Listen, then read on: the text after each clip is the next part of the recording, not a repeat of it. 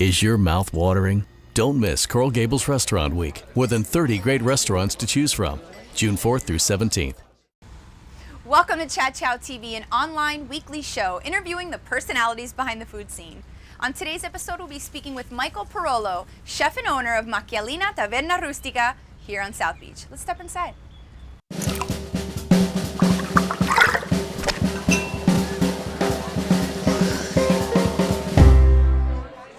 We are drinking an Americano. It's an Italian classic. It actually started out, when they first made it, it was called a Milano Turin, based on the ingredients, because Campari is from Milano and Vermouth is from Turin, so they called it that. And then once all the American tourists came over, they enjoyed it so much that as an homage to them, they started calling it the Americano. Cheers. Cheers.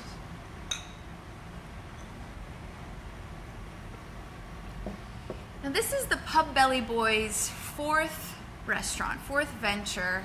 They're going crazy, they're going fast. How does it feel to be part of the family? I mean, it's really an honor, you know, and it's more than just work, because it's how we ended up meeting is that I was going in so much that they were like, who the hell is this guy coming in so often?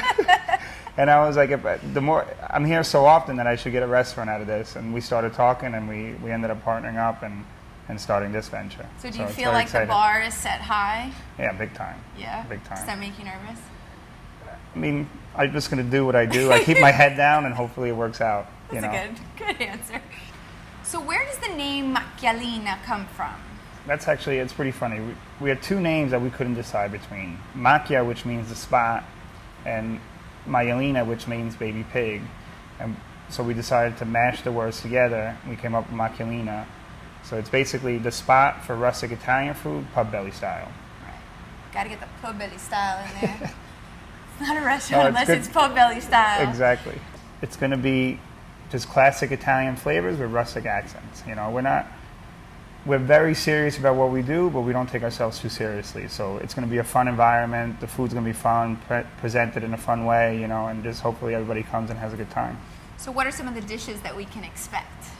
We're going to have a meatball dish for sure. So it's veal cheeks and pork meatballs, a spicy tomato sauce, and some confit carrots, topped with some Parmigiano Reggiano.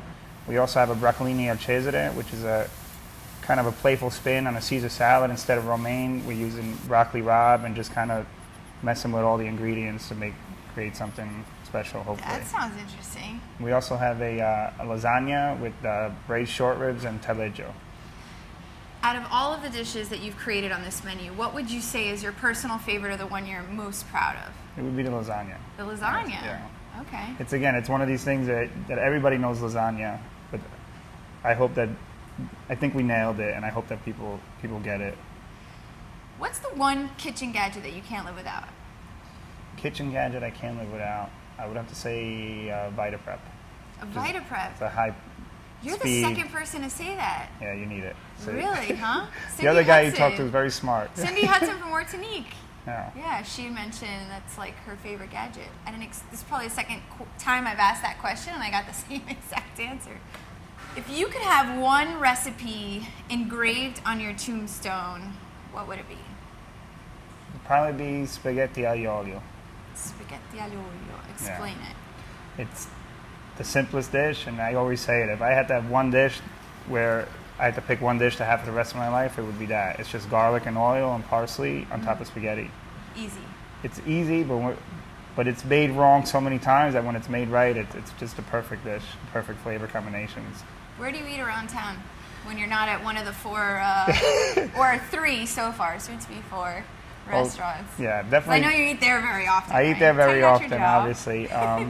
I'm a big fan of Michelle Bernstein and both her restaurants, Michi's and Signora Martinez. Same with Michael's Genuine. I eat there a lot. Okay. Tudor House here on the beach is really good. They're doing some good stuff.